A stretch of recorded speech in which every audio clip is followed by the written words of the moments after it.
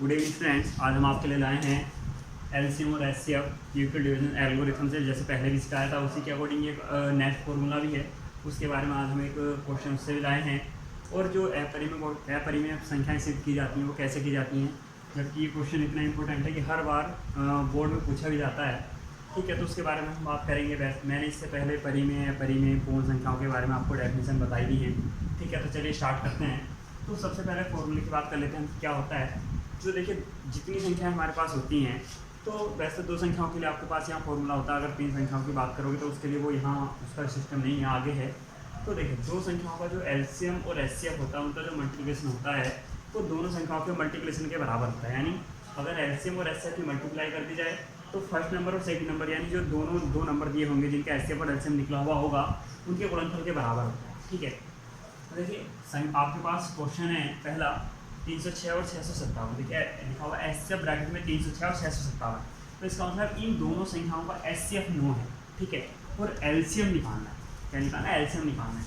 अब दूसरा क्वेश्चन है 96 और 404। तो इसमें एचसीएफ भी निकालना और एलसीएम भी निकालना है। ये क्वेश्चन इसलिए लिया है मैंने क्योंकि इसमें आप इस जो पहले हमने यूक्लिड डिवीजन एल्गोरिथम बता रखी है उसका यूज भी आप कर सकते हैं। और उससे पहले आप एचसीएफ निकालिएगा, उसके बाद एलसीएम निकालिएगा। मैं तो केवल आपको ऊपर वाला ही क्वेश्चन कराऊंगा। देखिए, तो पहले फॉर्मूला लिख लेते हैं। ये लिखा हुआ है हमारे पास कि एचसीएफ इंटू एलसीएम और फर्स्ट नंबर और इंटू सेकेंड नंबर। इसके बाद क्या है कि यहाँ हमने दोनों एचसीएफ की जगह 9 लिख लिया और एलसीएम जो लिखा हुआ वो लिखा हुआ ही है। तो देखिए आगे संख्या कौन सी है? पहले 306, दूसरी कितनी है? 657। दोनों लिख लिए। ये 9 क्या होगा? अब इधर कहाँ पहुँच जाएगा? डिवाइड में। तो 9 से जब इसको काटा जाएगा 306 को, तो कितना आ जाएगा? 34। और इसकी दोनों की मल्टीप्लाई करेंगे तो 22,338 ही आ जाएगा आपका एलसीएम। तो ये एक छोटा सा फॉर्मूला और छोटा सा ही क्वेश्चन है, लगभग पूछ लेते हैं बोर्ड में कभी कभी 1 नंबर में। तो अब इसके जरिए आप दूसरा क्वेश्चन आप करिएगा। तो दूसरा क्वेश्चन जब करिए तो पहले आप एचसीएफ जो निकालेगा वो निकालेगा एल्गोरिथम से। वो क्या होती है कि a equal to B Q plus R. A का मतलब बड़ी संख्या, बी यहाँ छोटी संख्या होगी, जो क्यू होगा वो होगा जो भागफल आता है, आर क्या होगा? शेषफल होगा। ठीक है, इसके बाद बात करते हैं अपरिमेय संख्याओं पर, जिसको मैं कह रहा हूँ कि बोर्ड में क्वेश्चन पूछा जाता है 6 नंबर में। ठीक है, तो देखिए क्वेश्चन है सिद्ध कीजिए कि √3 एक अपरिमेय, यानी हमें प्रूफ करना है कि √3 क्या होती है? एक इरेशनल नंबर होती है। तो देखिए सबसे पहले क्या करते हैं, हम इसका अपोजिट मान के चलते हैं। जैसे अपरिमेय सिद्ध करना तो उसको परिमेय करके चलिएगा आप। तो माना √3 क्या है? एक परिमेय संख्या है। लेकिन परिमेय संख्या की परिभाषा क्या होती है मैं बता दूँ आपको कि परिमेय संख्या वे संख्याएं हैं जिनको p बटे के क्यू के रूप में व्यक्त किया जा सकता है और q does not equal to क्या होता है? वहाँ 0 होता है। देखिए √3 एक है परिमेय संख्या, हमने मान चुके हैं हम। और √3 को किस रूप में लिखा? परिमेय संख्या के रूप में लिखा, p बटे q के रूप में। ठीक है, तो अब जहाँ q क्या है? डज नॉट इक्वल टू 0 और p और q क्या होते हैं? दोनों के दोनों पूर्णांक होते हैं। ठीक है, यहाँ एक चीज़ और मान के चलते हैं कि ये जो देखिए पूर्ण संख्या होती है तो p और q का जो होता है एक के अतिरिक्त और कोई उभयनिष्ठ गुणनफल नहीं हो सकता, यानी कॉमन फैक्टर नहीं हो सकता है एक के अलावा। जो हमारे पास नंबर 1 होता है इसके अलावा कोई और कॉमन फैक्टर नहीं होता।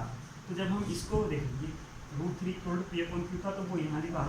अब यहाँ से p की वैल्यू निकालेंगे तो q कहाँ पहुँच जाएगा? √3 के साथ मल्टीप्लाई में पहुँच गया। अब दोनों पक्ष इस ये जो लिखा हुआ है इसका क्या करते हैं? दोनों साइड वर्क कर देते हैं, स्क्वायरिंग मुद्दा बोथ साइड, दोनों पक्षों का वर्ग करने का। तो जब वर्क करेंगे तो p का वर्ग कितना हो जाएगा? p²। √3 का वर्ग कितना हो जाएगा? 3। और q का हो जाएगा q²।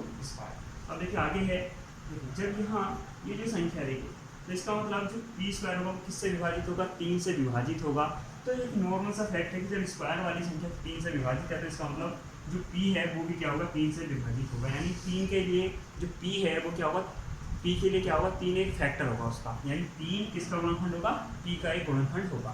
अब हम क्या करते हैं कि कोई एक दूसरा वेरिएबल मान लेते हैं। जैसे हमने p बराबर क्या मान लिया? अपनी तरफ से कोई वैल्यू रखी 3x। ठीक है, इसको क्या कर देते हैं? दोनों तरफ इसका वर्क करते हैं, स्क्वायरिंग मुद्दा वो साइड करते हैं।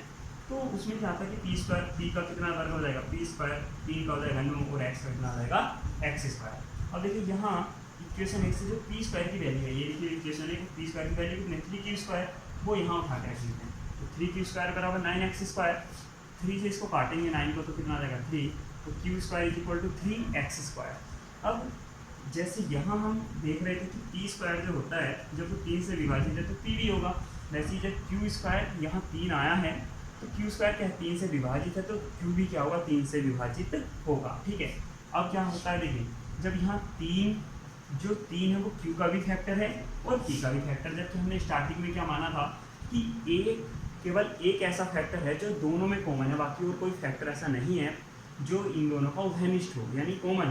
तो हमने क्या लिखा देखिए, अतः पी और क्यू का एक के अतिरिक्त तीन भी उभयनिष्ठ गुणनखंड यानी कॉमन फैक्टर है तीन जी, किसके अतिरिक्त, एक के अतिरिक्त भी।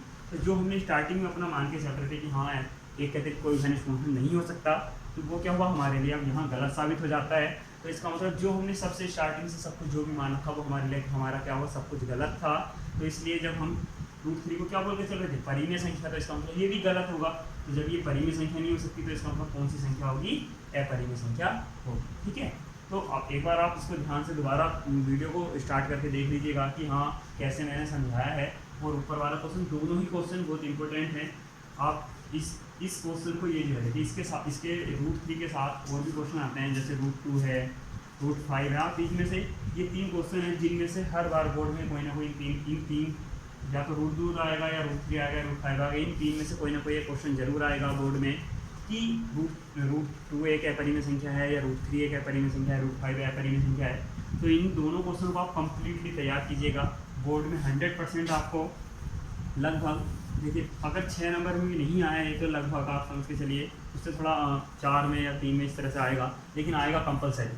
ठीक है, तो थैंक यू फॉर वॉचिंग। और लाइक और सब्सक्राइब के साथ शेयर करना ना भूलें।